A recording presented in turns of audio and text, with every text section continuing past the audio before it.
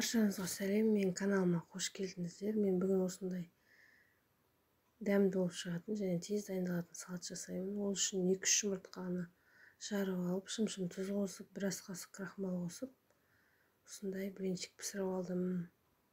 Суығаннан кейін әркім өз қалауынша турайды. Мен үсті орап алдым. Орап және ұзынша қылып турадым.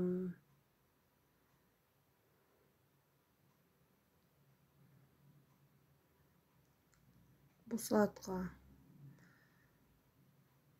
жұмыртқаны қайнатып, бүтіндей қайнатып, турап қоссаңыздар да болады, қуырмай-ақ. Бұл салатқа және саржігер қосылады, банкідегі. Енді балғын қияр менде. Оны да әркім өз қалауынша тураса болады. Мен соломка қылып тураймын. Кубик қылып турасаңыздар да болады.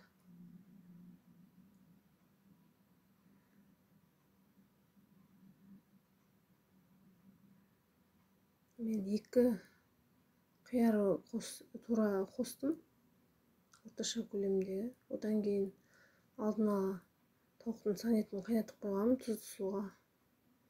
Оны да суығаннан кейін үстіп майдалап турадым.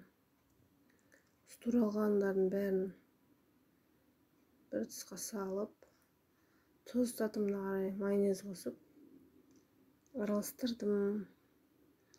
Менің видеом ұнап жатса, лайк басыңыздар. Менің видеомды соңына дейін қарағандарыңыз үшін рахмет, сау болыңыздар.